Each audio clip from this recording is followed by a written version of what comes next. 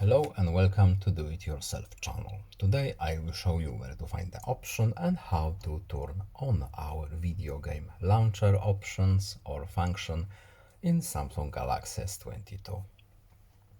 So where to look for this option and how to turn it on. We need to go to our settings, of course, then we are looking for advanced features menu here. And here we have our game launcher function. What does it do? Organize all your games all in one place and access extra features that enhance your gameplay experience. Very exciting option. So we can turn it on right here. No need to save, we can back out safely. That's it. I hope this video was helpful to you. Please leave a like and subscribe. Have a nice day and see you in the next video. Goodbye.